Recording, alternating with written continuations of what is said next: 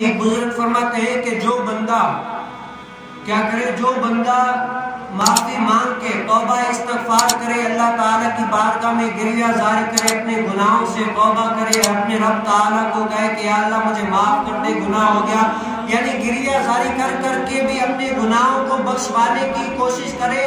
तौबा इस्तगफार करे। लेकिन तौबा इस्तगफार करके मस्जिद से बाहर निकला, फिर वही अपने काम, वही गुनाहों में शुरू हो गया, वही नाफरमानियों में शुरू हो गया, जो रब ताला ने उसको मना किया है वही काम करने शुरू हो गया, तो वो बुजुर्ग फरमाते हैं ये बंदा अल्लाह अज़्ज़ व जल के साथ मजाक कर रहा है,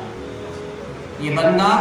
अल्लाह अज़्ज़ व जल के साथ मजाक कर रहा है, जिसने तौबा इस्तगफार सिर्फ अपना एक आदत बना लिए कि मैं तौबा कर रहा हूँ, अपने रब ताला के आगे झुक रहा हूँ, रब ताला को सजदा कर रहा हूँ, रब ताला के हुक्मों पर अमल कर रहा हूँ। लेकिन ये ज़ाहिरी तौर पर सिर्फ मस्जिद के अंदर मुअय्यन वक्त के लिए ये सब कुछ करता है, रोता है, तौबा इस्तगफार करता है, लेकिन मस्जिद से बाहर निकलते वक्त ही वो अपने सारे पुराने काम जो पहले करता था, नाफरमानी वाले काम, वो करने शुरू हो जाता है। तो वो बुजुर्ग फरमाते हैं कि शख्स अल्लाह के साथ ठट्ठा कर रहा है, मजाक कर रहा है। ये ऐसे है कि किसी बंदे को यानी घुमा रहा है, ये अल्लाह अज़्ज़ व जल के साथ मजाक कर रहा है, ये चाहता है कि मैं रब ताला को बस 2 मिनट में मनाऊं और फिर जाकर अपनी मनमानी